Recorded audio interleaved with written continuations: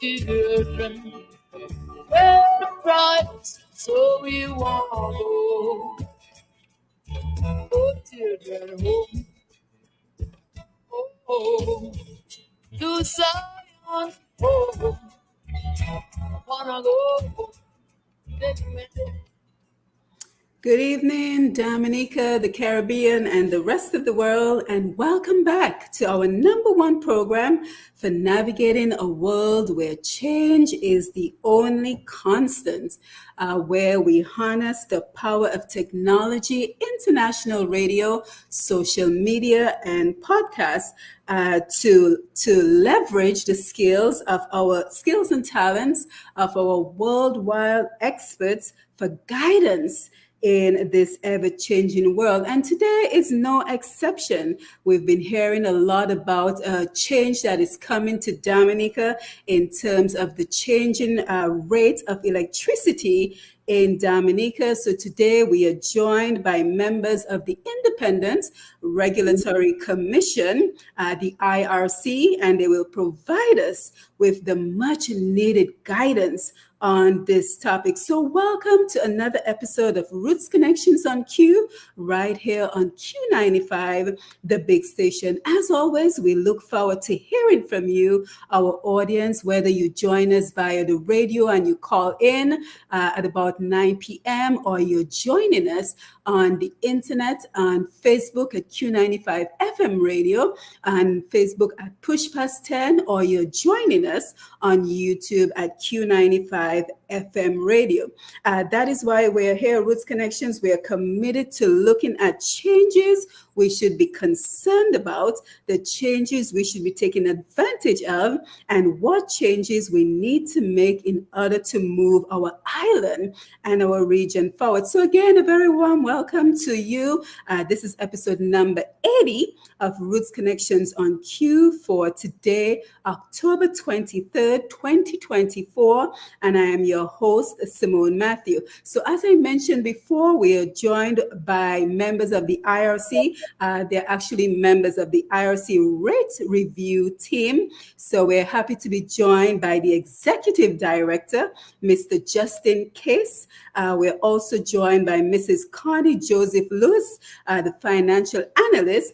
And we are joined by a man who shares many of my memories from our days when the Dominica State College was called the Sixth Form Community College, Sipacol. Mr. Jason Timothy, very happy to call him a friend. So we're happy that they're joining us today to guide us on this very important topic. And as we get started, they will tell us about a little bit about themselves and also the role that they play with the IRC. But before we get started, we always like to ensure that we say a prayer for our country, Dominica, and all the challenge that we face in the Caribbean. And I also want to say a very pleasant good evening to everyone who is visiting Dominica for the independence season. Last year at this time I was in Dominica, so I know that you're certainly enjoying yourself. So remember, wherever you are, remember to celebrate all that is beautiful and vibrant about Dominica. So let us take a moment and meet our guests as we ask them to unmute their mics and just tell us a little bit about who they are and their role with the IRC, while I go ahead and share the Facebook and YouTube Live to everyone who's waiting for the link. So Mr. Kiss, we will begin with you this evening. Okay, I am Justin Case, the Executive Director of the Independent Regulatory Commission. I like to say that the Independent Regulatory Commission regulates the electricity sector in Dominica and shouldn't be confused with the NTRC, which regulates the telecom sector. My role is to manage the day-to-day operations of the IRC, among many other duties that has been assigned to me by the Act, or the mandate, carry out the mandate of the Act number 10 of 2006. This Act basically lays out the mandate by which the IRC operates. Yes, thank you. Mrs. Joseph Lewis, over to you. Well, I am Connie Joseph Louis. I am the financial analyst at the Independent Regulatory Commission. My role involves reviewing Dominic's financial statements, conducting periodic audits, reviewing fuel consumption, fuel used, and assessing the financial soundness of the utility and reporting to the executive director of my findings. Yes, thank you. And Jason, over to you. Okay, good evening, Simone. It's been a long time. Good evening to all your listeners. My name is Jason Timothy. My role at the IRC is projects officer. That mostly entails technical analysis and giving technical advice on certain developments at Domlec in the sector and how it can affect the sector long term and things that can be done to improve what's going on. So, yeah, that's kind of the long and short of what I do at the IRC. Yes. I kind of give a little bit advice on the renewable energy portfolio as well, as that's kind of my um, background, really.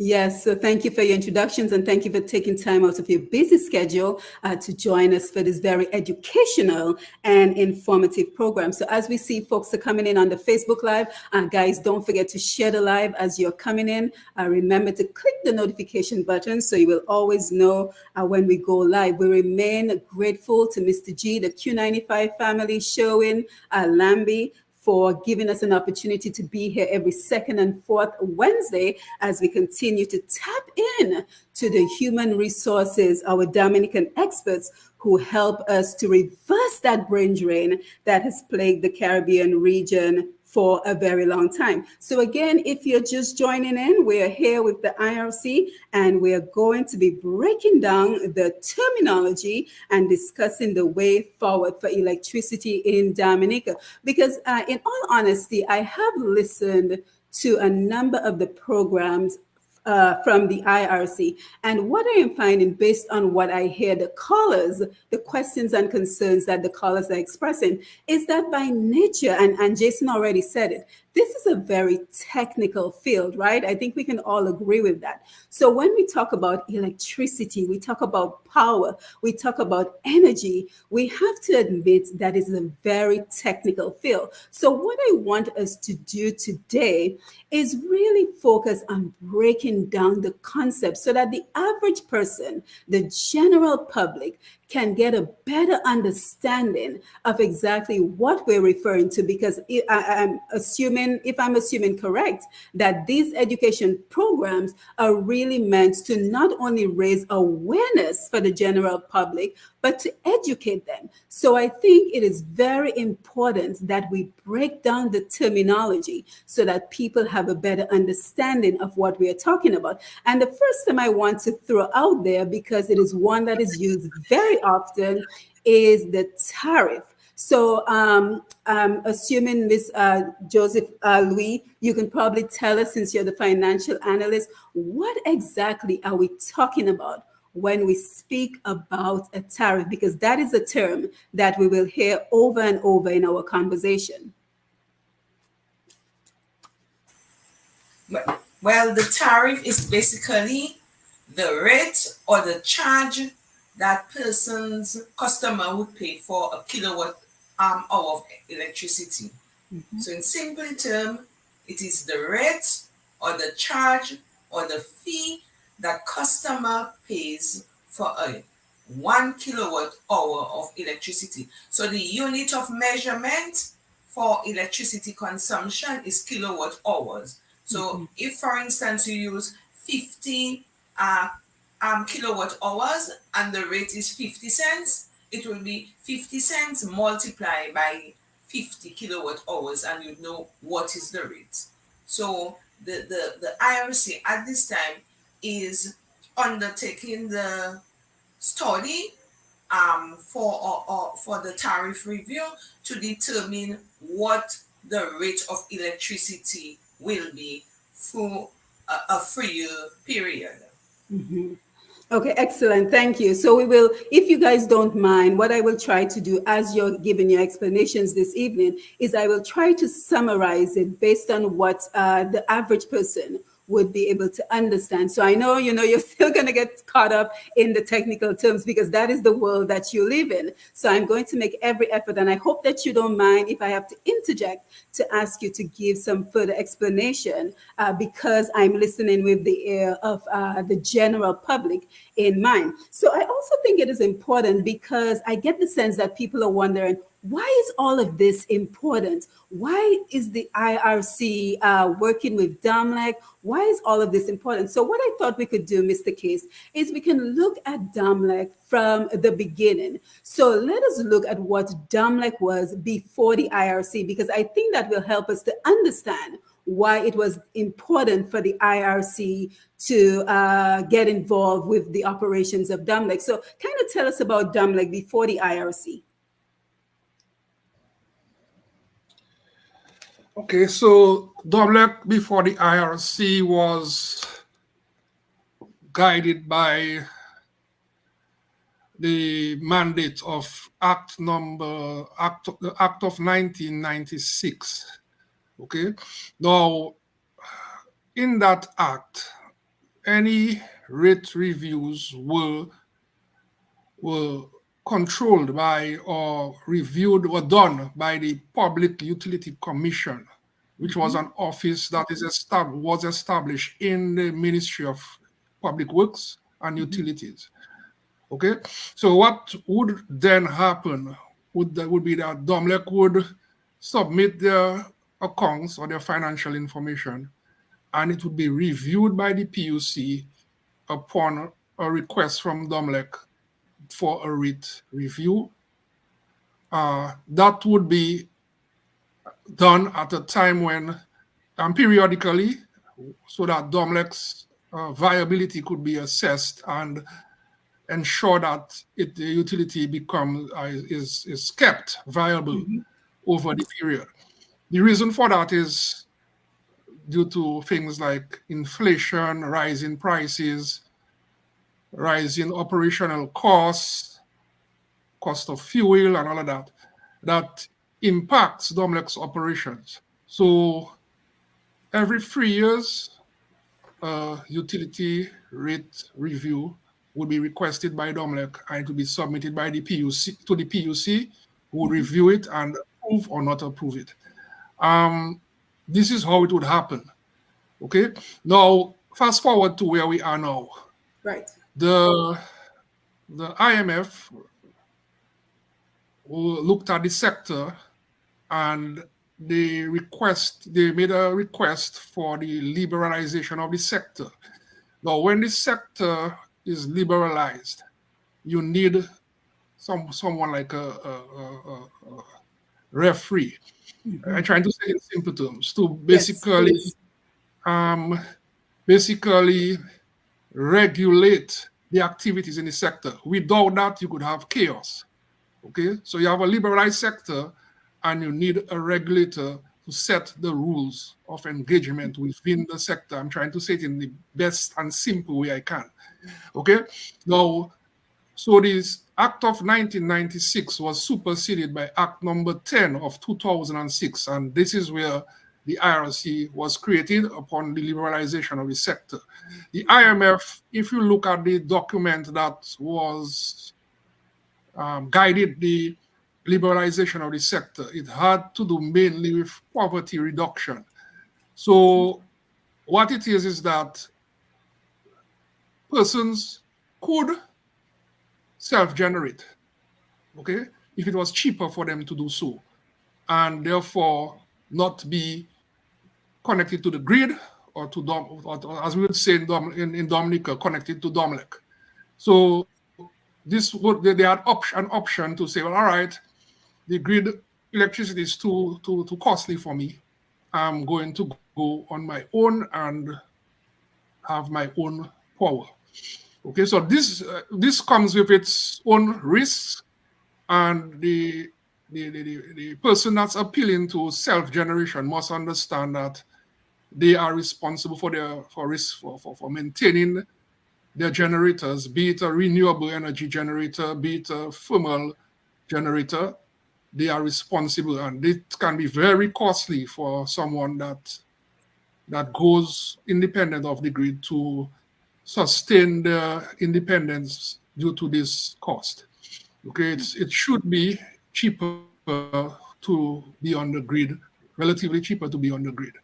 Okay, so that's where it is. Now, so as a result of that, now Domlec was issued two licenses in 2013, 2014, an exclusive license for transmission, distribution, and supply, and a license, a non-exclusive license for generation. So in the regulatory world, we adopted a model what they call the one buyer, one seller model.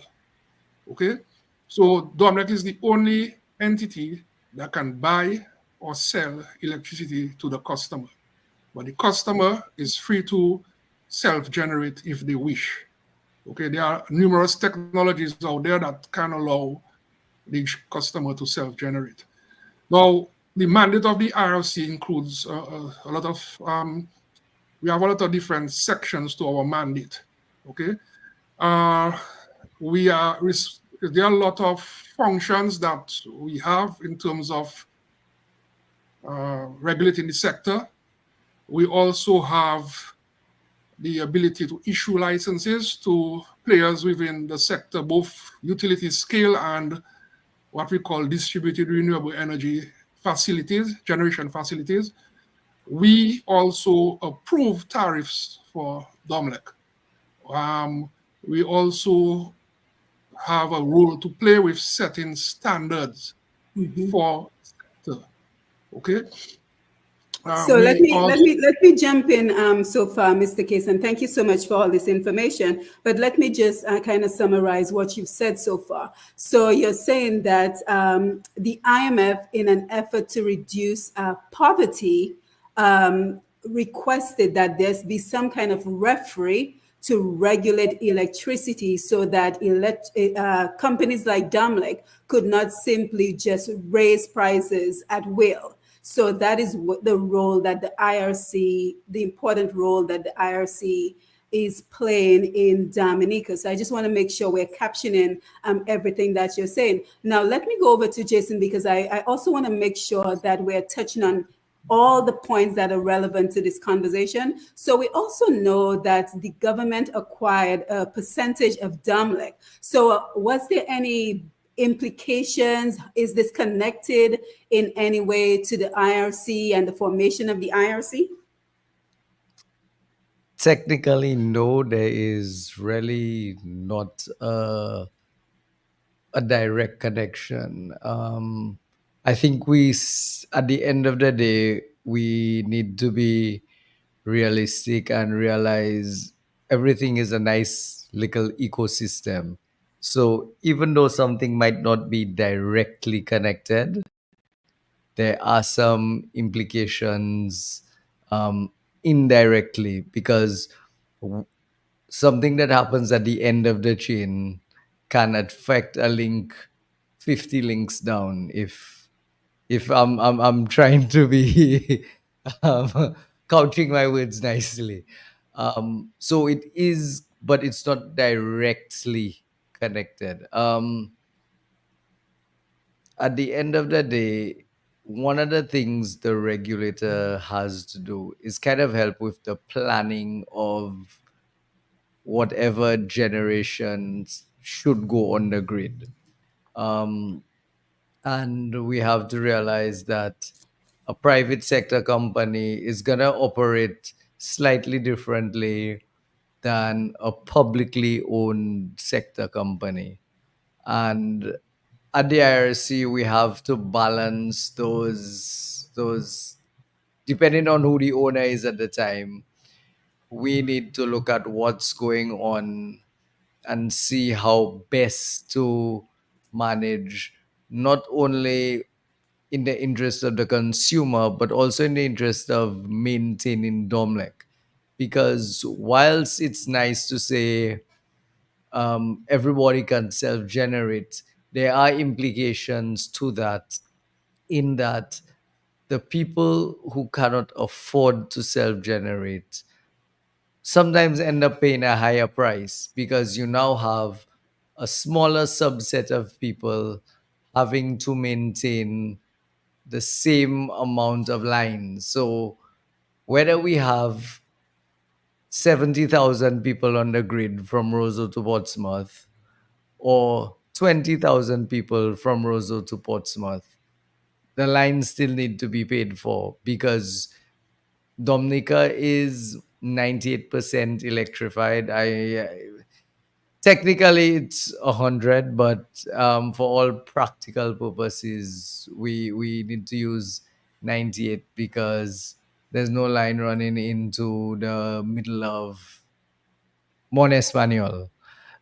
So you kind of take out, but at the end of the day, all of these lines need to be maintained. So if you have a smaller number of people who have to maintain these lines, it's actually going to cause the cost of electricity to go up for these smaller number of people.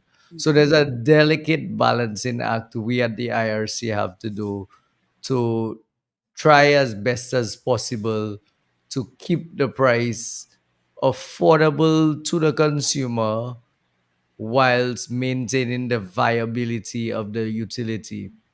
Because if the utility isn't viable, then a whole set of people are going to suffer.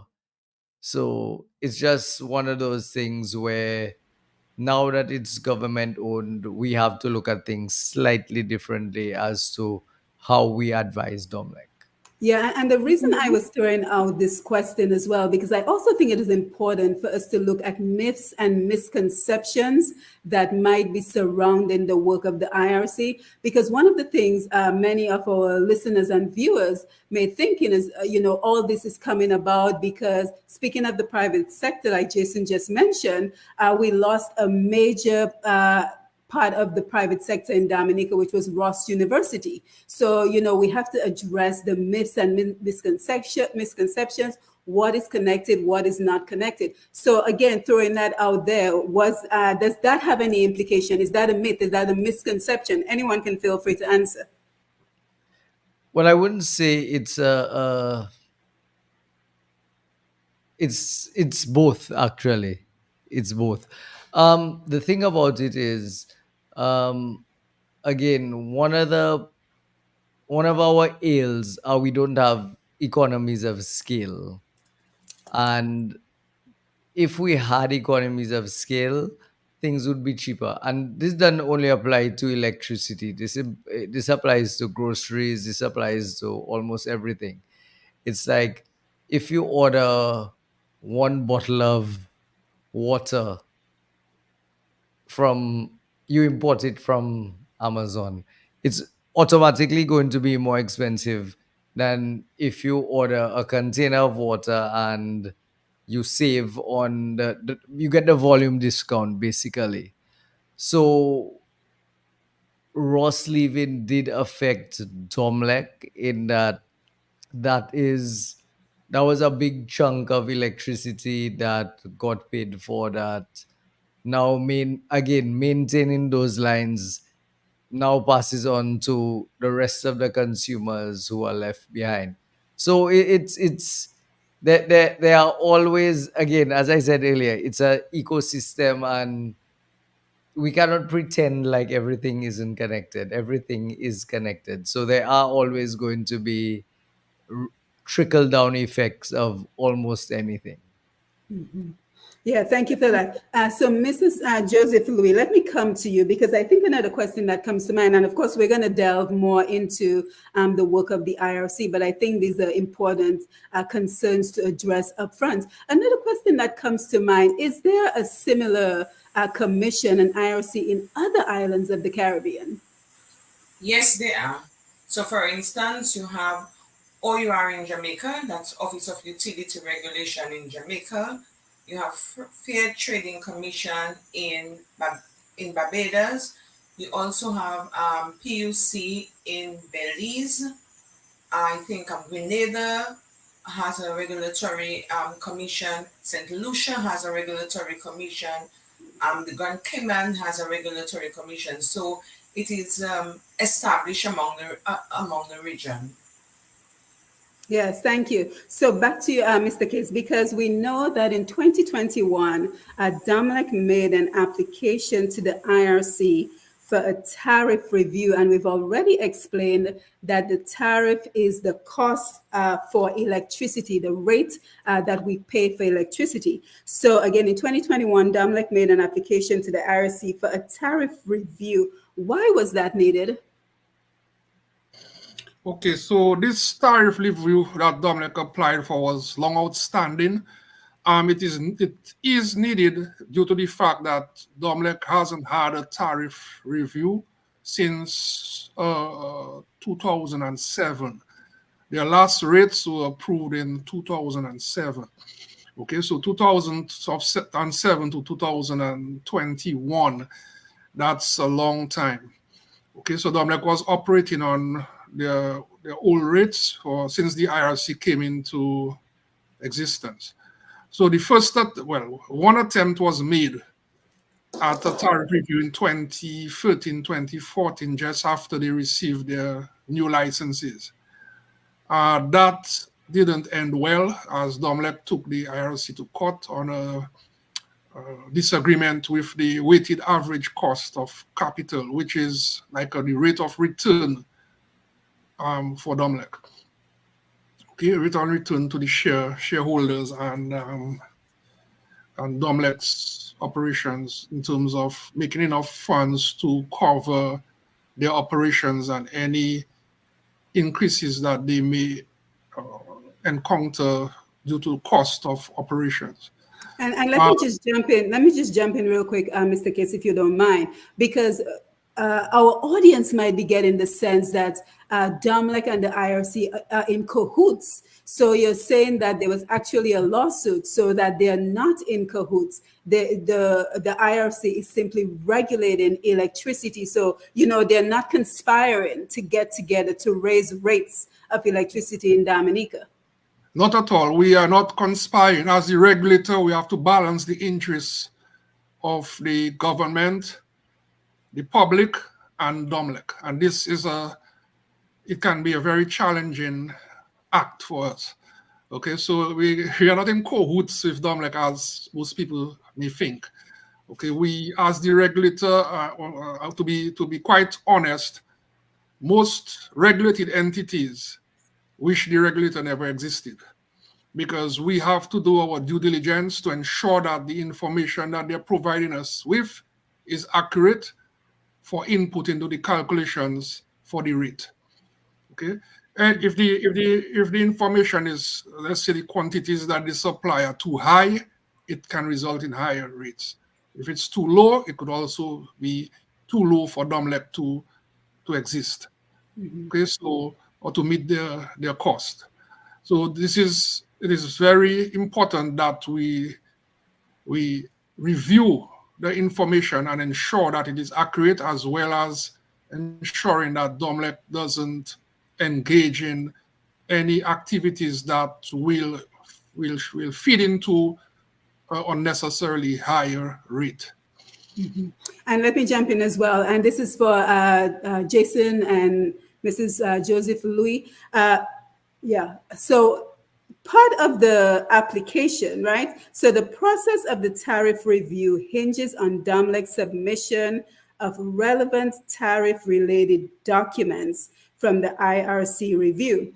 And this is where it becomes very technical. So I want us to really walk through these particular points. The tariff-related documents must be reviewed for this exercise are Domlec's depreciated study. So whoever is most proficient on that particular topic, you can take it. But let me just acknowledge everyone who's joining us on Facebook and YouTube. Guys, remember, if you would like to be acknowledged for being here, you can simply post a message to say good evening, hi, so I can acknowledge that you're here with us. So what are we referring to when we talk about Domlec's depreciation study? Okay. Well, Dominic depreciation more or less has to do with the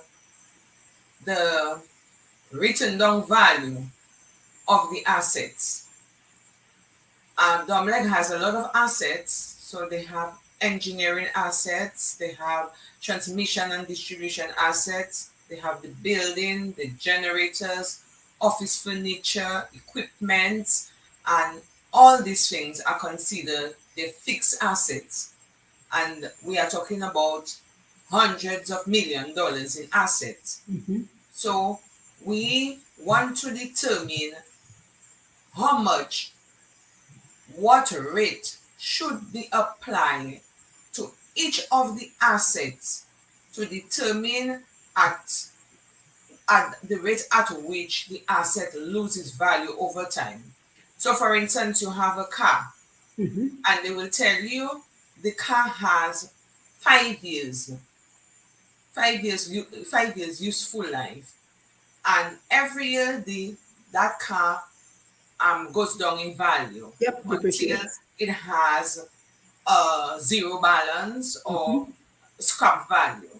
So the same thing applies to Domlec assets. We look at the assets as part of our review. We looked at 2021 as fixed asset register, and we conducted an audit based on the sample size of Domlec assets. We went to the far out district in the interior. We look at the poles, we look at the generators, we look at the transmission assets as indicated, and we were able to determine whether these assets exist. So the objective of the audit was to determine whether these assets that Domlec is indicating that they have on their books, whether the sample size that we selected these assets were in existence.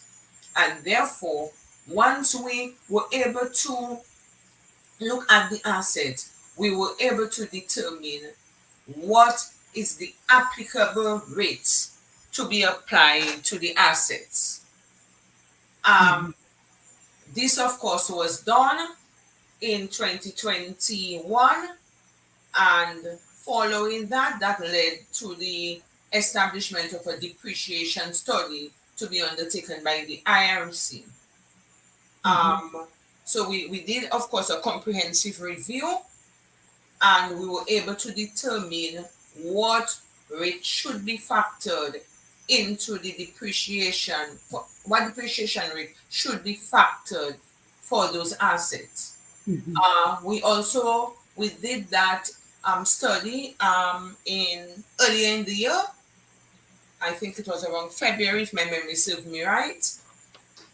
We did a public consultation. Domlec presents their findings in terms of the assets that they have in their books, and IRC, of course, presented a review of all the assets that they looked at and the applicable methodology, the approach, because there's an approach to which you calculate the depreciation.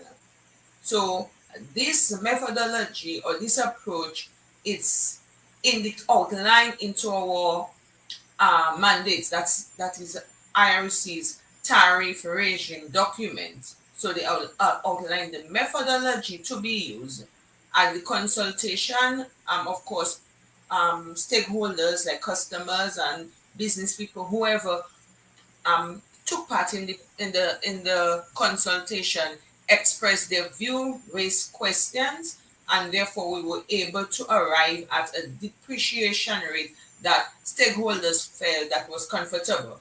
Why the depreciation rate? Because the depreciation rate forms an important part in determining what is the required revenue that Domlec is supposed to make. Right, and that is exactly where I was going. So, all of this kind of speaks to the revenue needed by Dominic. And feel free to correct me if I make any statements that are incorrect. So far, what we're talking about is the rate review, whether to increase the rate of the tariff, the rate that the customers are paying for electricity to improve Domlec's revenue.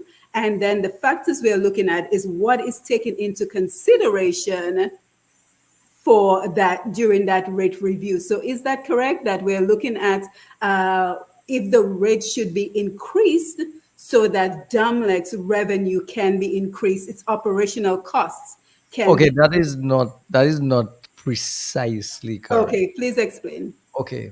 So, and this is something I try to explain to people. What we need to look at is the process of how you come up with the number, the What actual number? What number, number? the rate, whatever. Okay. How do you come up to the rate? Okay. Actual number is not that, I don't want to say it's not that important, but it's how you get to the number that's important more How than you the get number. to the rates you're going to charge people for electricity. Exactly, exactly. So when we were discussing, for example, in the depreciation, there are different methods of doing depreciation. And we have to look at, okay, are you going to depreciate everything equally?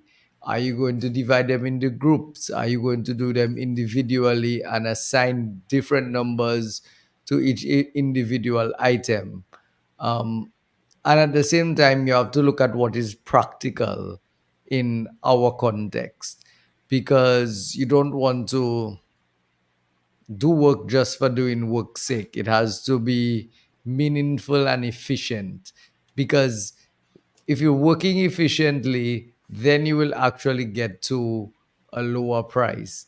So it's not just saying we're going to give them like an increase because they ask for increase and they need the increase. No, we gotta look at the steps which we need to go through to come to a rate, and then the numbers plug in and you get the rate, which whatever it is, it is.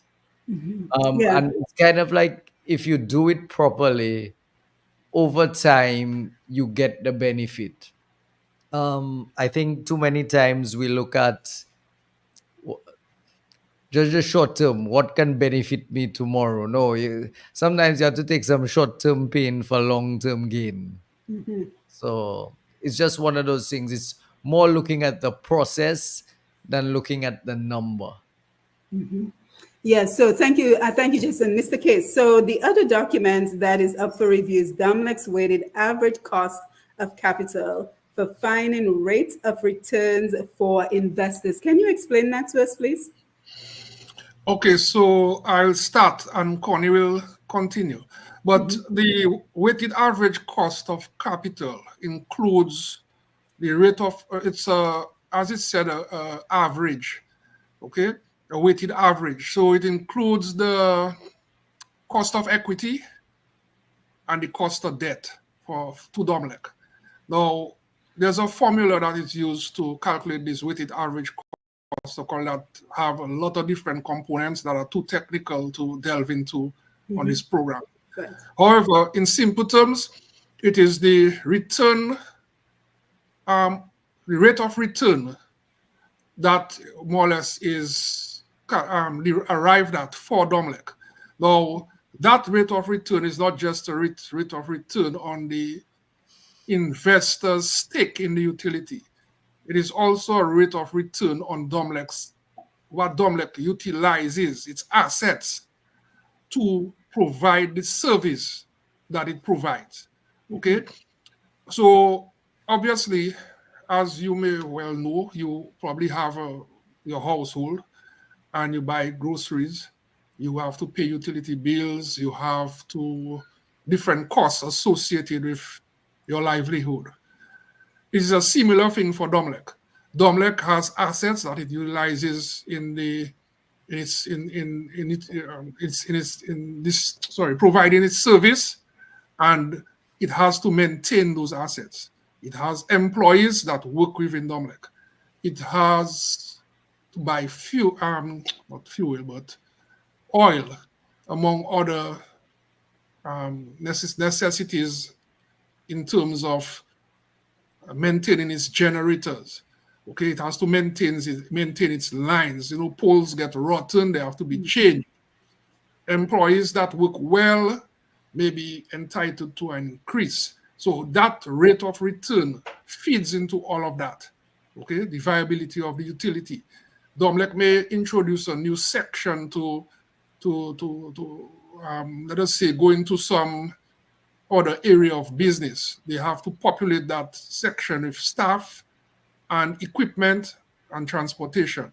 So the rate of return will allow them to do so. It also covers, to a certain extent, the cost of inflation that Domlec may encounter in purchasing items required for providing the service. So let us say in 2021, it bought wire at, let's say, $1. In 2023, that same wire will not cost $1.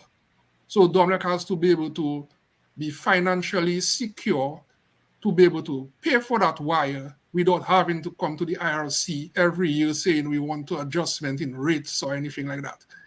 I must express here that the rate review takes place every 3 years.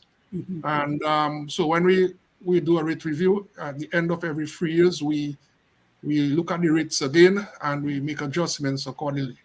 Okay. And again, based on Jason's correction, we're looking at how is Domlec getting to the rate to be charged for electricity. Is that correct, Jason? Did I say it correct this time?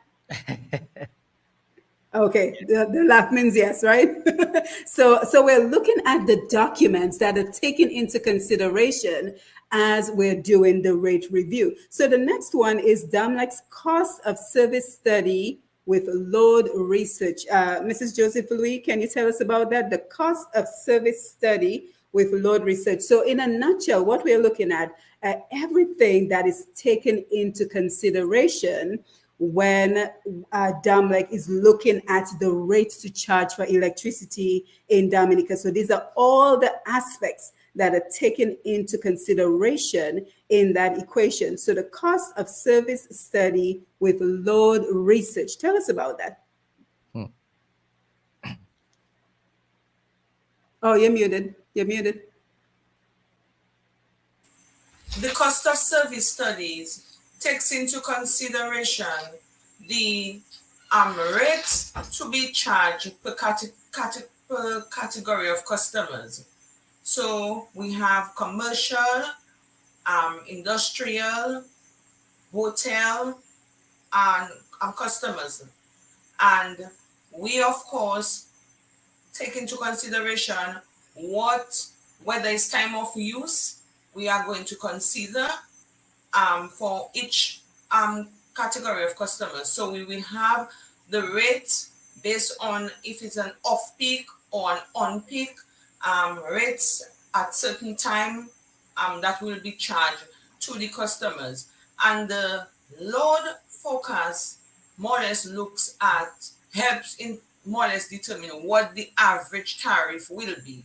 So once you factor all the critical components, you arrive at the required revenue, or what we call the revenue requirement. That is the amount of money Domlec is supposed to make within a year on the normal operation. You factor the forecasted, the load forecast.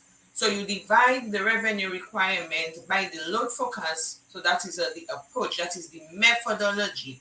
Once you get that average tariff is broken down and shared among each category of customers using the level of demand, if it's a peak demand, if it's on peak or off peak, which is allocated for each customer. In this current tariff, as it exists right now, we do not have time of use. But in the tariff, as part of the tariff process, we are proposing, we are considering one option, introducing time of use for different category of customers. So at certain time, we are proposing that the rate might be a little cheaper.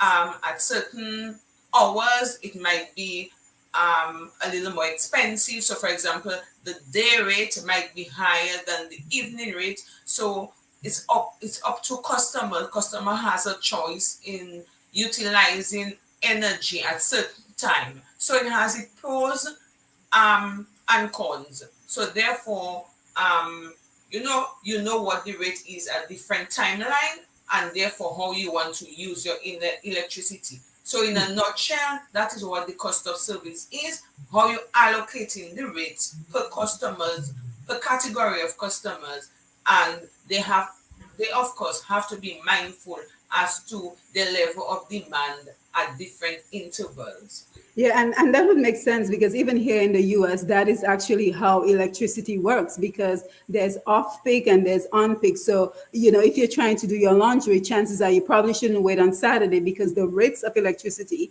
are higher on Saturday. So we talked about the revenue requirement. What is the 5-year investment plan? So Domlec's 5-year investment plan as we look at the rates that are being proposed for 2025, the 5-year investment plan. Anyone can feel free to jump in. Okay, well, the 5-year investment plan more or less looked at what investment Dominic want to undertake within a 5-year period. So, of course, they have their strategic plan. They, of course, are guided by the SREP, what we call Sustainable Resilient Energy Plan, as to what generating assets, what investment they want to take into whether they want to undertake any capital project, whether they want to buy any equipment. So they have that at the core of their business plan, their strategic plan, and based on that, they may say how they want the company to be within the 5-year period, and then they allocate a budget.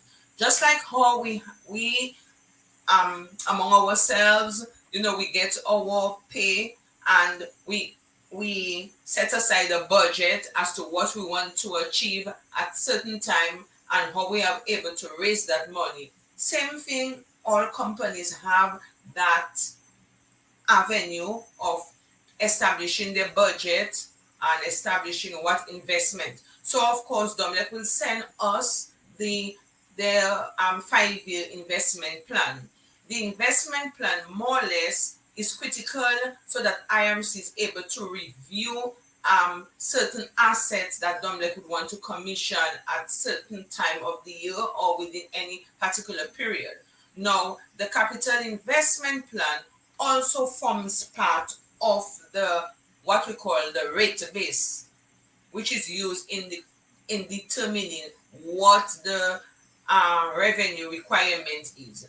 So as we talk, we have been talking about the processes that is undertaken in deriving the formula or deriving the calculation. The capital investment plan, we focus what their capital investment will be within a 3-year period, and we factored it into determining what the revenue requirement is. Mm-hmm. And of course, that will help the IRC to guide the IRC as to whether or not they are overstating their assets, their investment. We look at the implementation capability, because sometimes you may have a situation whereby somebody may say, oh, we want this, but in reality, whether or not they are able to implement those activities or those projects. So in assessing Dominic's capital investment plan, we look at whether or not their implementation capability for the amount that they are requesting per annum, per per annum is realistic or justifiable.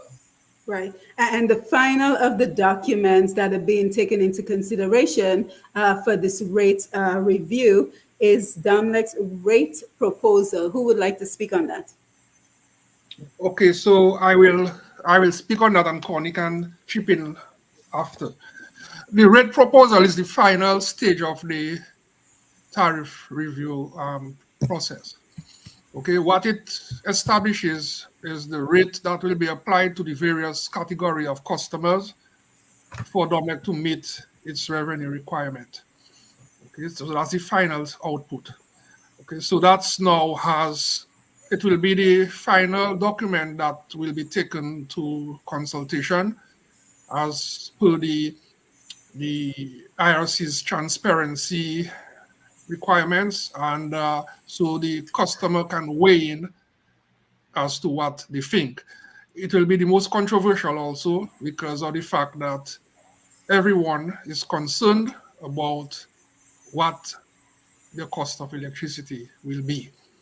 Okay, so we are hoping to conclude the exercise in early of first quarter 2025.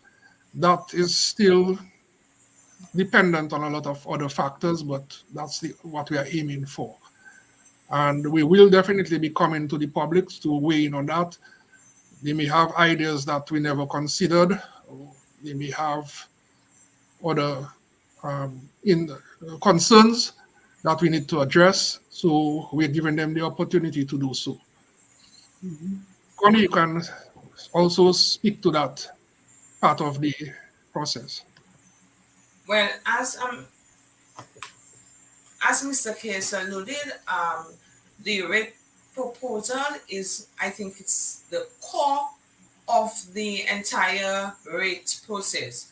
It's like what will be the rate to be the best rate to be charged for each kilowatt of energy per customer category. So of course, once people hear the word rate, that will entice them to know, okay, whether the rate is going up or whether the rate is going down or whether the rate is will remain same, because at the end of it all, it affects our bottom line, it affects our pulse. So we have been having a series of public consultation, which start off first with the depreciation, followed by the work. The next leg is the revenue requirement. Then you have the cost of service studies, and in the final analysis is what will be the rate. So all the critical components that we carried on when where we undertook took a lot of comprehensive review of Domlec's information, where we justified, where we raised questions, where we raised issues, where we ourselves disallow certain items, allow certain items, collaborated, we had collaborative discussion. The final leg is what will be the exact rate, how the rate will impact on customers. So that is the driving point of it all. What will Yeah, be yeah, that? thank you for that. And you know, we have to continue to take into consideration the concerns that the public have already offered regarding electricity in Dominica. So, Jason, correct me if I'm wrong, but wasn't there already just recently another increase in the rate of electricity in Dominica? So, how does that align with the IRC review, the rate review that is going on right now, if we're already seeing increase in rates in electricity in Dominica? So no, there wasn't an increase in the rate of electricity. There wasn't. No, no, no, no, no. I guess actually, Mr. Case has the real dates on when all of this happened, but sometime in the past there was a penalty imposed on Domlec, and basically the penalty was removed. That's all it was. Tell us more about that. It's In like a, layman's term. Okay, yes, all right. So in 2003, the Act of 1996 was amended. It was amended specifically to introduce a penalty onto DOMLEC for two reasons. Okay. Now, I must be, I want the listeners to understand that DOMLEC was privately owned at that time. Okay. The two reasons that the penalty was applied was one, so that they could engage in competitive procurement of fuel. Okay. What I mean by that, they should seek proposals from fuel suppliers, different fuel suppliers, to obtain the best price. The best price usually would be the lowest price that the provider can give to the utility. The second reason was that DOMLEC was utilizing high-speed generation generators to do base load. Now I know this sounds it's kind of a little difficult to explain, but let me see if I can try. When a utility company uses high-speed generators for base load, they tend to use more fuel. So it is preferable in the industry to utilize medium speed or low speed generators. The preference is medium speed. What is the result of that in simple terms? It uses less fuel. Okay? Over the years, DOMLEC has complied with these in the direction that the penalty forced them to apply. So they fulfilled the competitive fuel procurement, and they also, moving forward, have installed 3 medium speed engines or generators in 2009 and another one in 2021. Okay, all that translates to less fuel, which will translate to a lower cost to the customer. Okay, it so happened that the penalty was applied onto the fuel surcharge. Which And is part of the tariff. yes, it is part of the tariff, which is passed on to the customer. So it's not an increase specifically. What I call it is the normalization of the fuel surcharge by the removal of the penalty. So it is what the customer will truly pay, irrespective. So, and furthermore, it is contradictory to say that it is an increase, whereby we haven't concluded the tariff review process, and then someone goes and announces that there's an increase due to a removal of a penalty. Okay. Furthermore, I must add that the utility now is government owned. So a penalty, why would you take a hammer and knock your toe? So there are many reasons, but the main reasons I stated are the reasons DOMLEC fulfilled those reasons, so the penalty was no longer applicable. So it was removed. And Thank you for that. This was decided since in 2008. They're about 2008 when they approached the IRC for its removal, and it was decided that it would be removed upon when we are engaging in a successful tariff review process. So we are only fulfilling the decision that was made since 2008. Yes, thank you for that explanation. And everyone listening and viewing, we know it's a lot of information, so don't forget that you can catch the replay where you can slow down, you can digest the information, you can go back to a certain point. If there was something you did not understand, you can go back to the beginning of the program. So keep in mind, Q95 FM radio on Facebook and YouTube, also Q95DA.com. We usually have the videos uploaded there. And there's also a podcast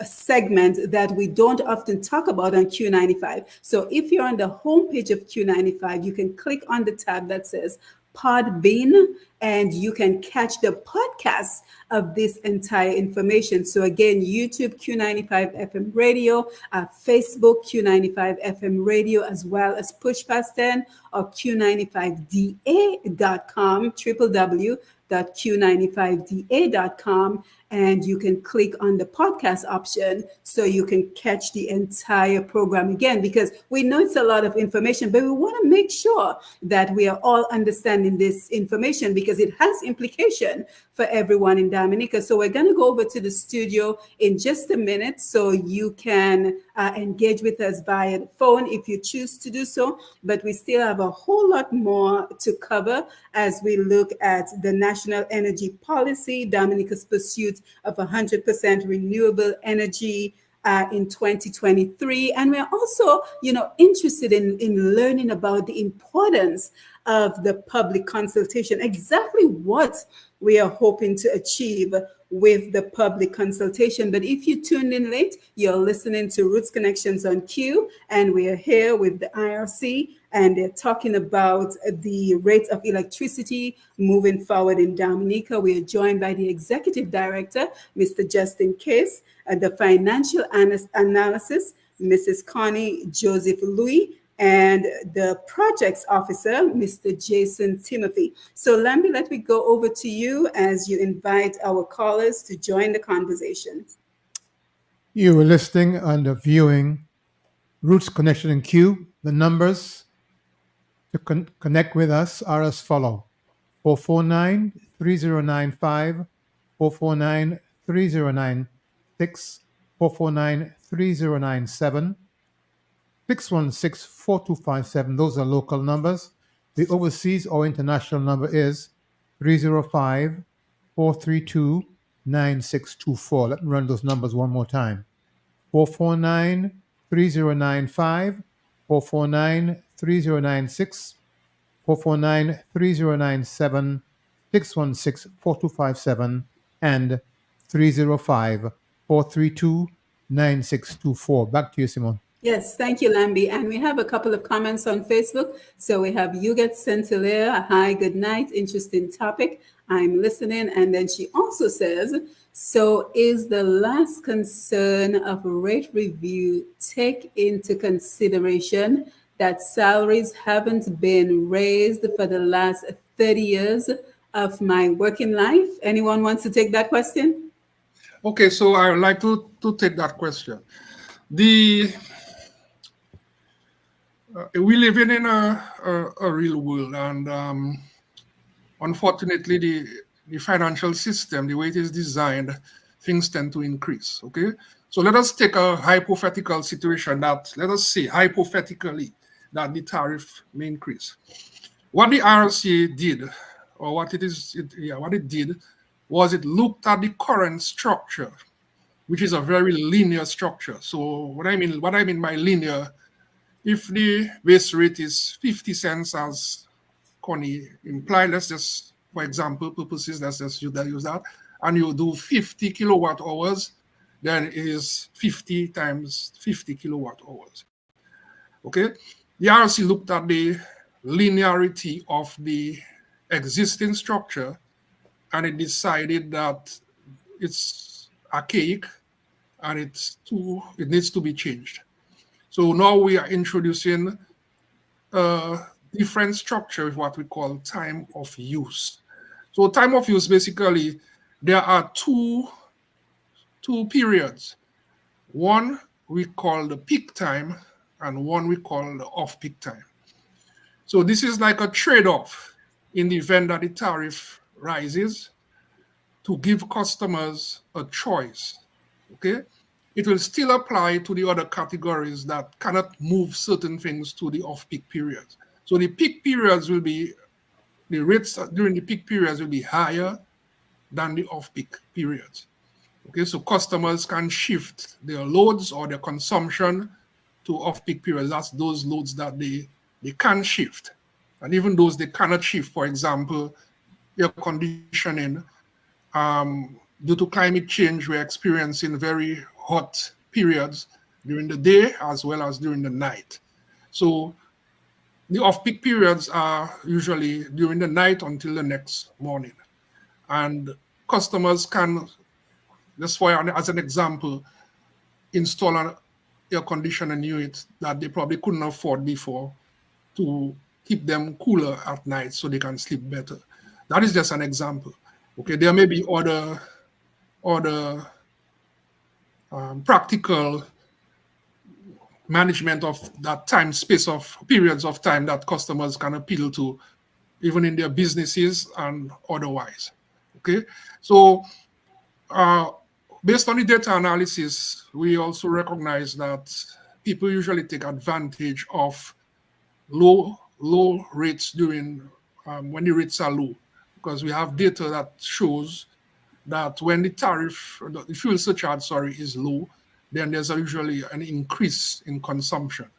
And that is, seems to be a natural trend that occurs when the rate is lower. Okay, so the theory behind the time of use basically is that during the peak periods, Domlec has to deploy more generation to meet the peak. Okay, during the off-peak periods, the generation is lower. So that tends to feed into the whole theory of peak and off-peak. All right. It is a trade-off, and we hope that customers can understand and therefore be able to take advantage of that trade-off. Okay.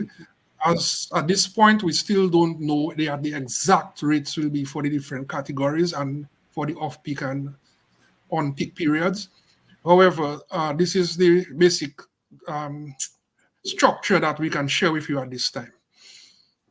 Yes, and thank you for that. So far we've talked about the documents that are being reviewed, the tariff related documents being reviewed for the increase or decrease in electricity. But a question that comes to mind just off the bat before we even continue. So since we're talking about a change in the rate of electricity, so far we've kind of leaned towards an increase. But can the IRC come back and recommend a decrease in the tariff, a decrease in the rate of electricity?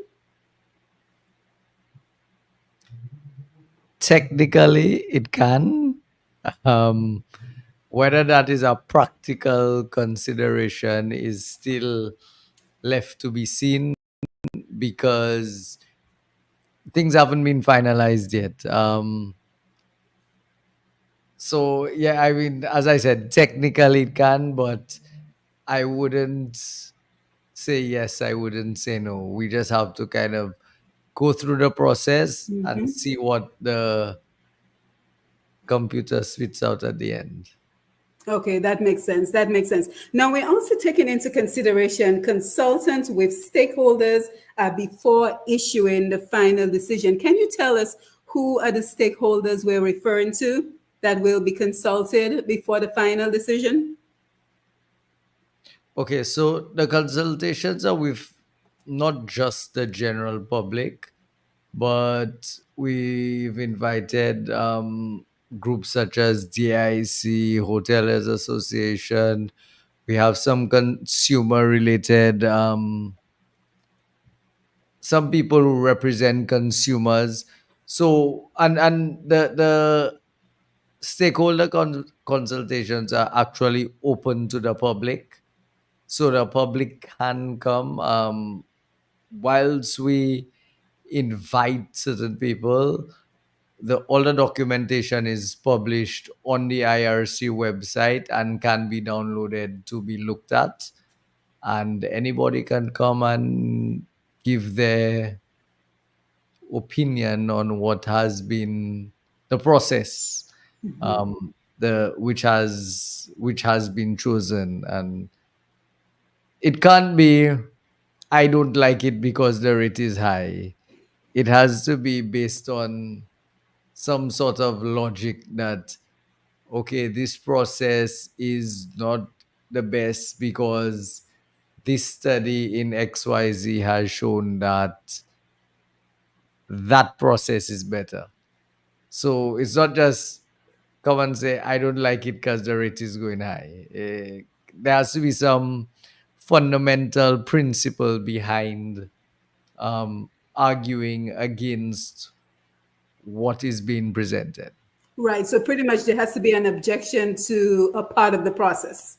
Yes. Don't just come and say, well, I don't like this because it seems like the rate of electricity will go up based on what you're talking about. Now, we've been talking a lot about the public engagement, the public consultation. So, what is the goal of these public consultations? And also, what weights will the views of the public, what weight will it have with the final decision? So if you have what percentage of the public objecting to part of the process, how will that be factored into the final decision?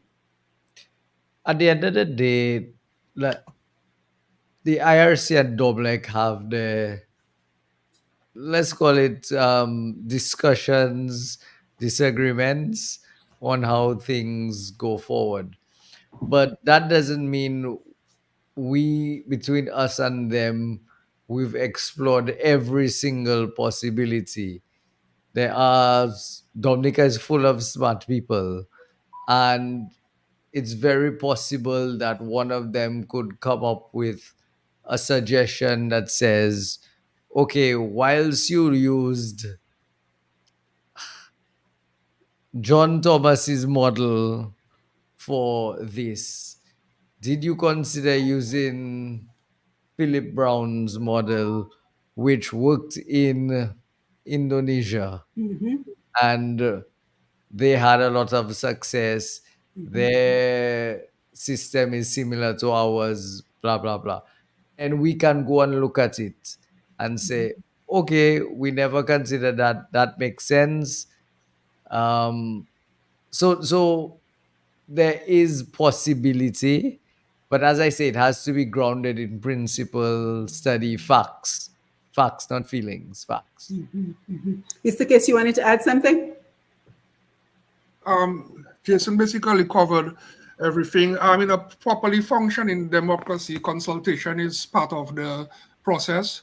We want to be fair with the customers. We want to give them the opportunity to constructively criticize or make recommendations. We will consider those recommendations or comments or whatever inputs they supply seriously, and before finalizing the decision. Okay, so consultation is it works, provided that it is done properly. Now, is there also opportunities for Dominicans who live overseas to be a part of the public consultation? Yes, our next consultation will be a hybrid, where people can connect remotely to it as well as be in person, and this is to afford people in locations around the world to participate. Yes, and what I'm going to do in a minute. Yes, go ahead. Even apart from that, in our previous consultations, whilst the oral part, I guess, has been local, there has been ample opportunity for, we're in the digital age. Anybody could download the document and email in their concerns, which the IRC would consider. So it's not something where the comments have to be that you necessarily attend the consultation. It can be supplied electronically. Yeah, and what has been the feedback from the public so far? Because you've had public consultations already, right? What has been the feedback from the public? Well, so far, the feedback has been very positive. Our first consultation on the depreciation study, we had over 40 participants of diverse backgrounds, and we could say it went well. People voiced they tried to understand what it was all about, and when we explained it and tried to explain it in simple terms, they were able to contribute meaningfully. Our second consultation was not that well attended, but there were some people that attended that were knowledgeable in the subject matter, and they were able to critically give critical inputs that we we could respond to. They provided questions that we could respond to that led to a positive outcome. We had people that were professional accountants that attended, and they actually posed questions that we had to answer so that they could better understand. It was also streamed online live, so people could participate by asking questions online, but also it was poorly attended. But this time around, we are trying the hybrid approach, and we are trying to ensure that we attract as many participants as possible, both online as well as in person, because we are getting closer and closer towards the end, and we definitely need to have constructive input so that we can, if there's anything that we need to correct or change, we will definitely do so, as long as the arguments provided are formidable and we can understand the background to it. Yes, thank you for that. And I've already gone ahead and included the websites and the email address for anyone looking for more information. So for those listening on the radio, that website is www.ircdominica.org. So again, www.ircdominica.org. And the email address, if you would like to send an email for more information, is communications with an S, communications.officer@ircdominica.org. So again, communications.officer@ircdominica.org. Now, something else that came to mind as well, we talked about, we mentioned it before, is Dominica's pursuit of 100% renewable energy in 2020. So let's talk about that national energy policy. Anyone wants to enlighten us by providing more information on this? Okay, I'll start, and probably Jason and Connie can chip in. All right, so it's not 2020, it's 2030. 2030, thank you. It was 100% electricity from renewable sources by 2030. We are well on our path to achieving that. The construction of the geothermal project has started and will be initially of 10 megawatts. Our peak is about 16, or let's say roughly 17 megawatts. So between the hydro and the geothermal will be at about 16. And there's a plan to add another 5 megawatts of geothermal 3 years after, depending on the growth of forecast or the growth of the load consumption by customers. So Dominica is really ahead of the curve compared to most other Caribbean islands, and we are looking forward to the successful commissioning of the geothermal plant when it is completed, and that should definitely take us closer to that target. By the way, I have to say that the National Energy Policy was ratified in 2021. And tell us more about that.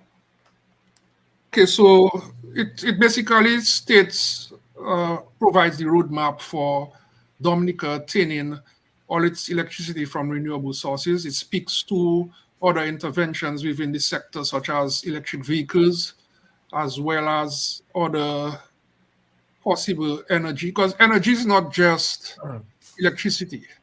Okay, so it speaks to all the different forms of energy that are utilized by the society. And but in our case, we focus on the electricity sector and developments therein. So the National Energy Policy basically is the government's policy that guides these developments, and it is predicated on what we call a Sustainable Renewable Energy Plan, which was created, a report that was created, provided the roadmap for attaining that, which was done by the Clinton Climate Initiative in 2019. The report was produced in 2019. Okay, a copy of that report is on our website for people that are interested in looking at it. So it speaks to various technologies. It speaks to wind, it speaks to solar, it speaks to geothermal. At this point in time, geothermal is given the priority because it's the most formidable type of renewable energy. It can be, it's like having a diesel engine, but not running on diesel, but on steam from geo resources, which are which come from below the earth. Okay, so that's what it is. It is solar and wind are kind of intermittent, and though well, a lot of people tend to find it appealing, but for at utility level, solar and wind must be coupled with batteries so that you can secure the stability of the grid. At utility scale, it is not like you pursuing a system for your household and putting solar on your roof and figure, well, that's how it works at the utility scale. There are a lot of considerations. You have to consider grid stability, you have to consider protection, you have to consider the ability of these new technologies to work with the old legacy technologies such as synchronous diesel generators. There's a lot to it, and a lot of analysis has to be performed to ensure that one gets it right. Okay, and so it might be easily deployable, but it is these technologies all have their pros and cons, and at utility scale, it must be carefully weighed. Mrs. Joseph Louis, anything you would like to add at this point? Well, the only thing is that in terms of currently Domlec generation, 80% of it is produced by 20% is used by hydro. So the need, of course, is of great importance, particularly as it relates to like a cleaner form of energy. Um, Geothermal, of course, is a clean method of energy, and going down this way, we will be able to see less reliance on fuel, and at least getting closer to that national energy plan in the not too distant future. Yeah, so I think it begs the question, based on the progress with the geothermal energy, what are the implications for the tariff, the rate of electricity? So can Dominicans expect to see a significant drop in the rate of electricity in Dominica, Jason? The word significant is very, I would throw that out the window. Troublesome. Um, so the reason being, again, economies of scale. If we were operating in a bigger grid, um, that might be possible, but with the size of what is being done, I've in my professional capacity, I'm very reluctant to use the word significant. There may be a drop, but I guess it depends on what your definition of significant is and what my definition of significant is. So Yeah, because I think one of the concerns that the public would have is that millions of dollars have been invested in geothermal in Dominica. So, it's for that amount of money to be invested and then to not have a significant rate of return in terms of the reduction in the rate of electricity would be concerning, because I get the sense that this is burdensome for a lot of Dominicans. They're very concerned about the increasing rates of everything coupled with the increasing rates of electricity. Mr. Case, would you like to speak on that? so wait, Okay, I go ahead, want to Jason. touch on that. The thing about it is, and I think we as a society, we need to do a little bit better in terms of our long term thinking. Yes, uh, uh, whether you have a small reduction now, and it stays there for the next 50 years, whereas everything for everybody else is going up, is is still significant. It we have to look at things holistically, the global, the long-term planning. Um, Sometimes we're too quick to look at tomorrow and not next year or 10 years down the line. And I think that is one of we this is an area where I think we as a people need to do better in terms of looking at the long term implications of what we do. So, I saying we spend millions of dollars, I think at the end of the day we need to accept that in life everything has a price. You have to pay, like, you may not pay today, you may not to pay tomorrow, but you may pay 10 years down the line. And we have to look at doing these when we're doing these projects, planning for long term and not just for tomorrow. So what you're saying, it would be a cumulative benefit that there may not be, again, throwing out the word significant, but the small reductions in the rate, if you look at it accumulated over many years, would be a benefit to the consumer. Is that what you're saying? Not only that, the fact that you are now no longer importing fuel, that means that's money which stays in your economy, because every drop of diesel which is imported to generate electricity is money which leaves our economy and goes outside. So if it stays within our economy and circulates within our economy, it's better for us. So it's a little bit more, it's a little bit more complex than just saying, I'm only saving a little bit of money, where this may lead to a better society. Just please notice the word "may." Yeah, so the ripple effect is what you're referring to. Yes, yes. Okay, makes sense. Okay, Mr. K? so yes, you called on me a while ago, right? So the benchmark that we use is the cost of fuel and its volatility.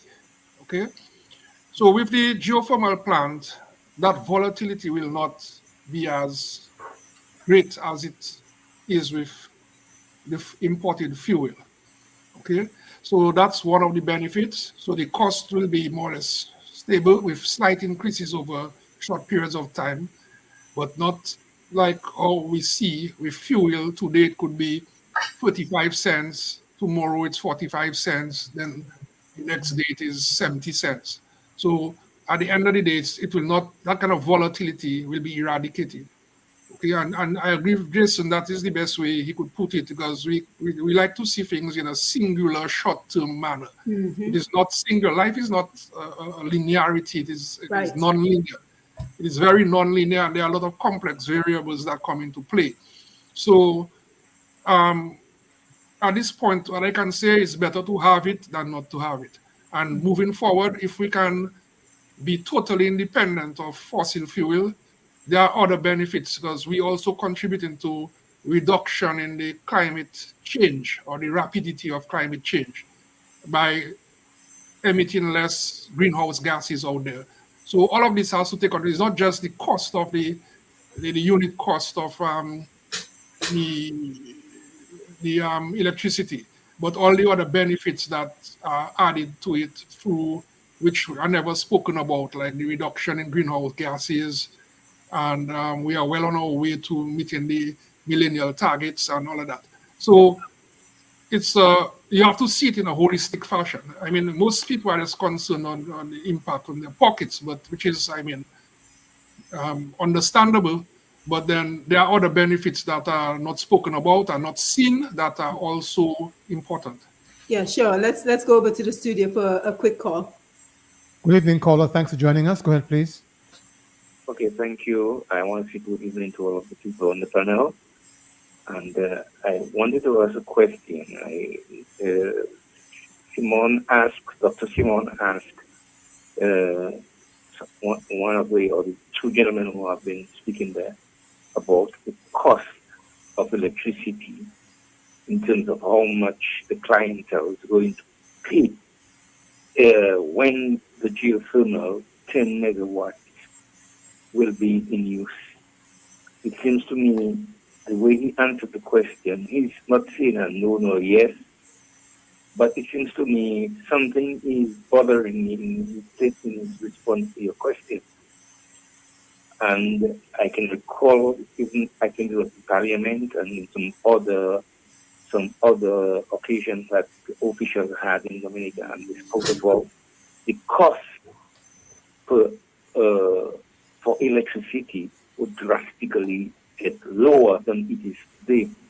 So the impression that I'm getting, if a kilowatt per hour is $1, based on what they say, I come to the conclusion that if it's $1 with the diesel production that we are producing, with the resources of diesel we are using to generate electricity, based on the amount of money that's been spent to import the diesel, maintenance of generators, and all that is calculated and all that was presented, based on what I understood, I don't know if my mind grasped this at a different level.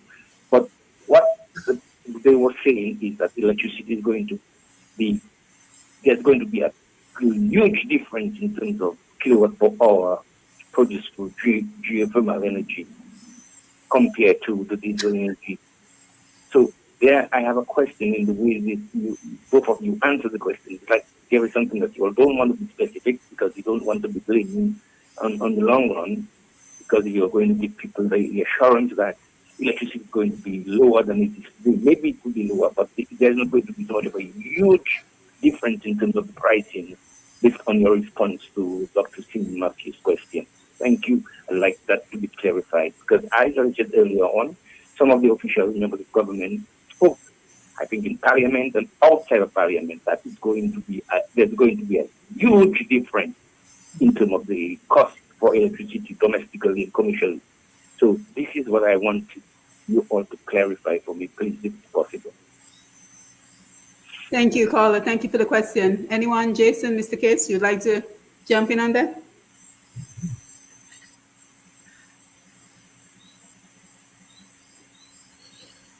The RC is a public entity. However, we exercise a level of independence from the political directorate, and we are trying to be as truthful and transparent as we can be, and we let the methodology inform us as to what the final quantities will be. Now, with the geothermal, the cost, the feed-in tariff to the grid will be significantly lower. But then it is not the only input into the calculations for the rate for the customer. Okay, so you still have the other components of the tariff that come into play. This has to do with the securing the viability of Domlec, which involves the cost of its operations and maintenance of its assets. Okay, so we are not at the final stage of the tariff right now, so we are very careful not to say anything that the public will hold us to and say, oh, you said, well, it will be very lower and 50% and all of that and all of that. At the end of the day, that's not very accurate. We are here to provide with accurate information and do the best we can to balance the interests of the government, the utility, and the public. Okay, if we cannot frivolously say that it will be plenty lower or it will be plenty high at this point in time. Okay, by early next year, customers will have the actual quantities and see for themselves what it looks like. We will also be producing information on sample bills, which will compare with your current bill right now, and you'll see what your savings will be when we do those calculations. So there will be a lot of scenarios looked at, and we'll be putting that out there as soon as we conclude the exercise and have accurate rates that we can speak about and say, this is what it really is. And you can now say, well, if you're not happy with it or if you're happy with it. But we are trying our best to cut a balance here to ensure that the public is not and stakeholders are not unduly burdened with a high cost of electricity moving forward. Yes, thank you. I think we have another call. Good evening, caller. Go ahead, please. Hello? Yes, please go ahead. I can go ahead right. Yes. Interesting discussion. Thank you. Very professional and, very balanced. One about the beginning of the. You may have to call back. Yeah. Beg your Caller, you may have to call back because there's a problem with your transmission. Please Okay, call back. Please call us back. I'll use a different line. Yes, Yeah. please do, and we'll await your call. Yes, but in the meantime, while we're waiting for the call, I think one of the questions, Mrs. Joseph Louis, customers might be interested in getting a response to is, how much of an increase are we talking about? And I'm just relaying questions. So keep that thought, hold that question in mind, and let's go back to the phone. Go ahead, please, caller. Yeah, good night. Good Good night. night. Yeah, Mr. White hasn't been radio singing like before, and you understand. Jack, Dr. Simon, your neighbor that day. You know, Hey. already. Me personally, what's up? Good, doing well. That's it. Everybody that's talking and talking and talking. Dominica need a drastic revolution according to blessing because it is raising up price, and people's salary going up and nothing will happening. And what is the reason for Dominica? If all them rivers are happening, instead get the Dominica invest in the NEP, let them clean up the river so you will get more flow in the river than the hydro system with us paying bill and with us agreeing. What them to increase bill again for and saying about testing thing and all kind of things. Water go up, lights going up. Dominica so put up their prices on their plans. Digicel was only 15, they cut in now it's 10. A pound of white sugar in my neck of the woods is $4. Every 1 cube is $1. A cooler is $1.50. Everything is going up. We need a revolution and a change of government. Bye-bye. Yes, thank you. So I think what the caller is saying is just the overall burden that a lot of people feel like they're experiencing in Dominica. So this is causing a lot of anxiety. It's causing people to be a lot of very anxious. So I'm so happy that you all are here to help us, to guide us through this process. Let's take another phone call. Yes, caller, please go ahead. Hello, can you hear me better now? Yes, we can hear you. Okay, no, I just said the discussion is very, I like the way the discussion is proceeding. Thank you. Going through very solid, very professional. Thanks Thank very you. much for that, Yes, thank you. And 2 points. One is that Mr. Case, when he answered your first question about the origins of the IRC and the fact about before the 2006 Act was passed, I want to mention that Dominica was in the grips of an IMF program. And in fact, it was very difficult that period. In fact, the IRC Act, the 2006 Act was drafted during that period while the IMF, World Bank, it was also mentioned the World Bank because it was both of them, although sometimes we hear the term IMF program. But it was the IMF and the World Bank called it Civilization and Adjustment Program. And during that period of time, the Act itself was drafted by a group, and I played a role in that drafting period, when the Act was drafted. So it was in response to the structural changes taking place in the wider economy. Remember, the banana industry collapsed around that time. And also, while Eugenia Charles was a prime minister, the government of Dominica owned Domlec. Somewhere along the line in the late 1990s, while EWP was there, it was sold. And there was certain conditions under which it had to operate. And therefore it was felt that in the whole restructuring of the economy that had to take place in the early 2000s going forward, the energy issue could not be ignored. As Mr. Case mentioned, IRC deals with electricity, but electricity is a core component of the wider energy issue, which is what they deal with currently. Finally, I want to say that the IRC, from my review of the systems in the CARICOM region, especially the OECS, the IRC is He's a model. In other words, I like he's very professional, away from politics, and very well managed. And I hope we can stay on that course, on that trajectory. Thank you. Yes, thank you. Thank you very much, caller, for your contribution. Any feedback? Anyone wants to make a comment based on what the callers have said? Okay, so yes. Yeah, the last caller seems to have insights on that led to the creation of the IRC. The creation of the IRC and the regulation or liberalized market was meant to be a benefit to customers. As I said, customers can choose to, if they find Domlec's cost of providing electricity is too high, they can decide to produce their own by appealing to various technologies that are cheaper and so on. It's unfortunate that prices keep rising and people's salaries remain the same. It is just a fact of, I don't know, life, I guess. So that's why we are trying our best to ensure that in the new structure, customers are given a choice. So let us say you're running your business, like right now, with the current rates, the rate is the same for 24 hours. Okay? With the new tariff, the rates will change. It'll be two different rates over a period, one rate over a period of 12 hours and another rate over the period of another 12 hours. So let us say you're, I don't know, a welder. Your profession is a welder. Correct. I think it's 14 and 8 is what we were proposing, not 12 and 12. But Okay, 14 and 8, right. Yeah. So let us say you're a welder. So 14 is on peak and 8 is off peak? Yeah. 14 and 10. Sorry, my maths is late night. Again, old. Yes, So right. 10 So 10 is off peak.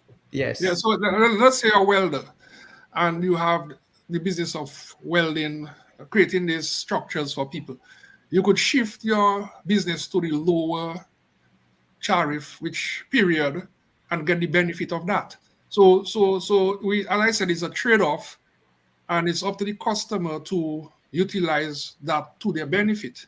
Okay, and as I said, when we reach the last stage of the rate proposal, we'll be providing various against the benchmark of the existing tariff to show customers how they can benefit by utilizing the periods that will be built in to the new tariff structure.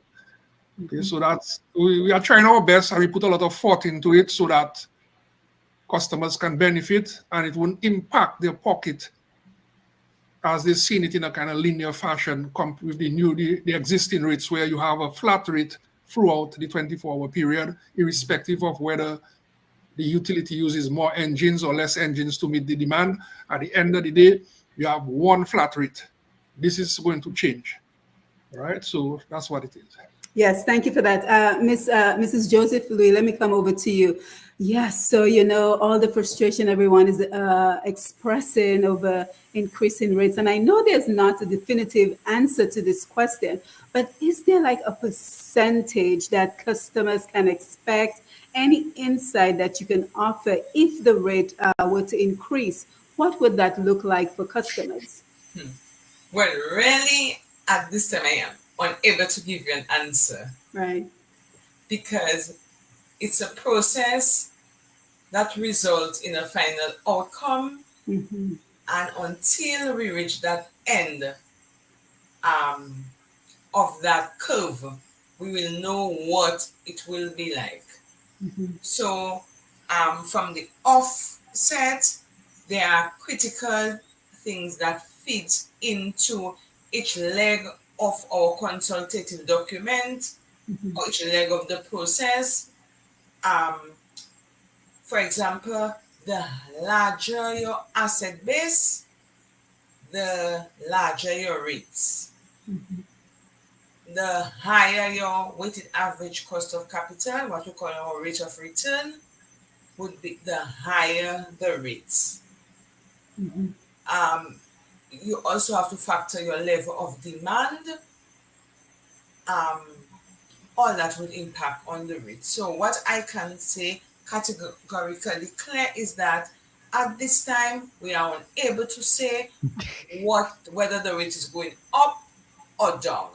What we can say, there will be a change in the rate.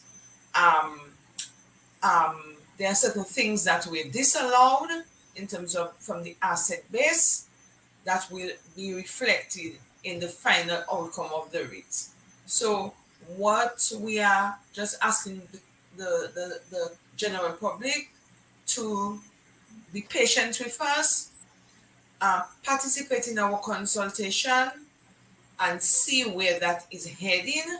And at the end of it all, we know that their views and their concerns are important, and their views and their concerns will help us in making certain decisions, because on each of the consultative documents, we have questions that we pose to get their feedback. So as I indicated, the larger the your asset base, from a regulatory standpoint or from a regulation, there's something we call the regulated asset base. That is what the commission consider used and useful. So for example, there are certain things that we disallow from the rate base.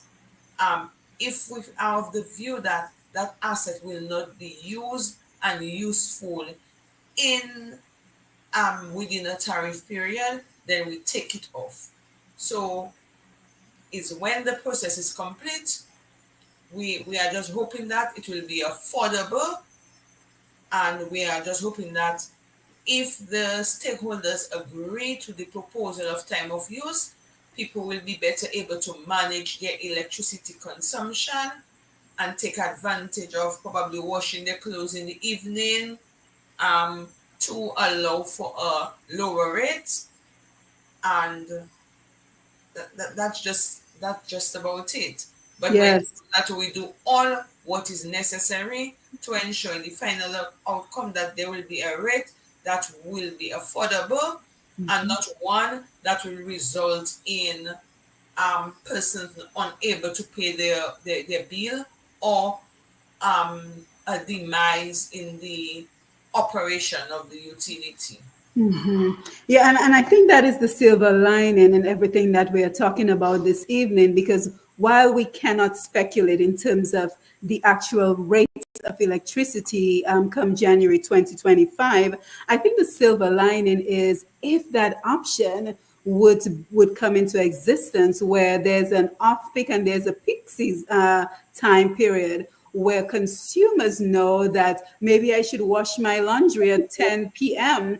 And, then it comes the fact of, well, most people are tired at 10 p.m., but sometimes we have to make sacrifices in order to gain the benefit. So in my mind, that is where I'm seeing the silver lining, the idea of having a peak period and an off-peak period that consumers can take advantage of. But I wanted to go back to something we talked about before. So we talked about the IRC overseeing the generation, transmission, and distribution of electricity. We talked about some of the functions, such as establishing rules and guidelines for electricity supply. We talked about the review of the tariff. But I also see here that the IRC investigates customer complaints and appeals. Can anyone tell us more about this? Yes, that's one. So, Connie, let me just start off and I'll switch on to you. Yeah. That is one of our mandates, that we address customer complaints and also issues that Dominic may have with customers from time to time. Okay, so how it works is that the customer must approach Dominic if they are dissatisfied with any situation that they may encounter with Dominic, be it inaccurate billing, be it the estimate for extension of a line, whatever it is. They must approach the utility first, and it must be done in writing. At the end of the day, if they're not happy with Domlec's response, then they can come to the IRC and with their paper trail and submit it and state their case. The IRC will then proceed to investigate and get the facts and try to resolve the complaint amicably between Domlec and the person or the entity. This over the years, we have had quite a significant success in resolving customer complaints in a amicable manner so that the customer gets a fair resolution. Connie can give you a little more detail on that. Yeah, but before you jump in, let me just also state the email address again, communications.officer@ircdominica.org if you would like to pursue that route. Yes, go ahead, Mrs. Joseph Louis. Well, in a nutshell, Mr. Case mentioned the entire process. So okay. Yes. All right. Well, thank you for that. Yes. And we have a couple of comments on Facebook, so let's make sure we're engaging with our audience. Everson Maglaw says we will get a reduction in our bills. Well, we think we addressed that question already. We also have Everson, or the cost of fuel will be spread out in the economy because of geothermal. So guys, can you just take notes of any of these questions or comments you would like to respond to? We have Lennon Matthew. And he says, where is the levelized cost comparison? You can do financial modeling to show the long-term cost benefits using data on consumption from past 10 years, create future scenarios, and test financial models. He continues by saying, show us the financial models and cost comparison. Forward thinking would require a power generation plant tied to production of goods and services, development of electricity only to give people lights is not the most efficient use of power. Anyone would like to respond to Lennon's comments?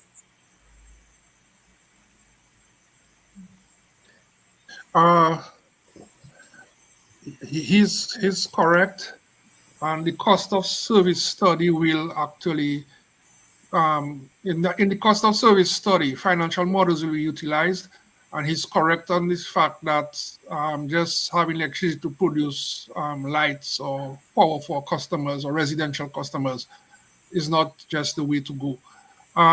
What I can say to that is that there are a lot of projects on stream, hotel projects along the West Coast, other commercial and industrial level projects that will be utilizing power in a more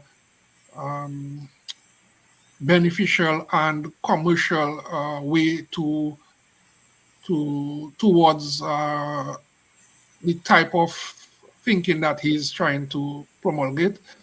At the end of the day, these projects are still they're not completed. So we are hoping, based on our projections, that these projects will be completed within the next, 5 years. So all of that has been looked at. When we are doing our modeling, we look at what activities are going on within the economy that will utilize energy at that level, and therefore make it less burdensome to the residential customers. Okay, so in the tariff modeling, you tend to find that you have the different categories of customers. The residential customers tend to use for domestic purposes, and the commercial, industrial, and hotel customers tend to use it for commercial purposes. And I think what the caller was saying, or the person that sent the comments, they were saying that basically that electricity should be used for more formidable purposes in terms of commercial and that type of activity. So we are aware of that, and these types of activities will increase in the near future. And that's all I can say at this point, because we collect data on projects that are already completed, as well as those that are in process. And we try to estimate as to the best of our ability when these projects will come online and create activity to utilize the energy that will be produced. Mm-hmm. Yeah, thank you for that. And, we still have so many questions, but the time is running out. Yes, go ahead. Yes, and just to add, we in-house, we do have financial models that help us to determine what the levelized cost of energy will be. But that is for more or less internal use, and that will help us to trend certain outcome given applicable scenarios that we use in-house. But for the rate review, we use the data set that we receive from Domlec to determine what the final outcome will be. But of course, we have financial models in-house, as I said, to guide us in trying to formulate certain trend. But for this exercise, we use the data set provided by Domlec, and we review it, we do comprehensive review to justify the reasonableness of the values or the accuracy of the values. Yeah, so we have one more question before we wind down this evening. And here I see the tariff review will culminate with Domlec's submission of its rate proposal. The process is expected to be completed in Q1 of 2025. Jason, can you tell us about this? Domlec's submission of its rate proposal, Q1 of 2025.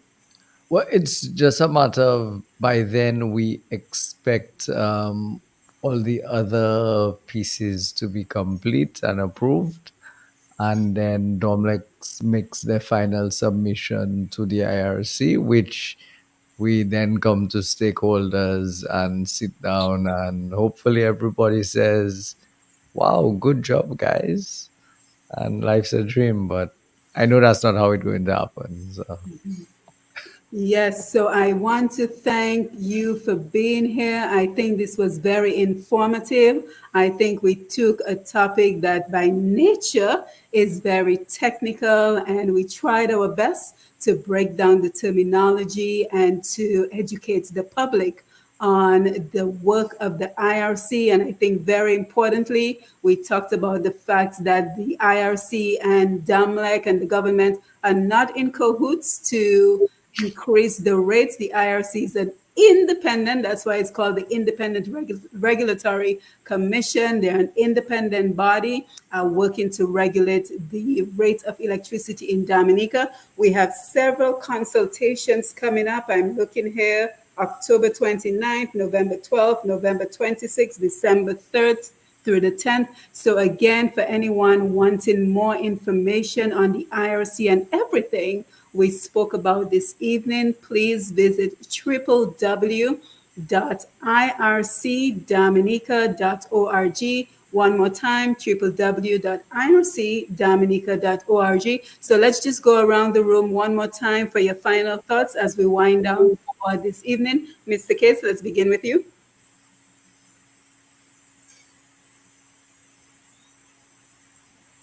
Yes, I would like to thank all our listeners and participants on this program. I encourage them to participate, and their inputs will be taken seriously. And when it is evaluated and assessed, if it is something worthwhile, we will definitely give it the credence that it requires. So my final words is to encourage the public and stakeholders to participate.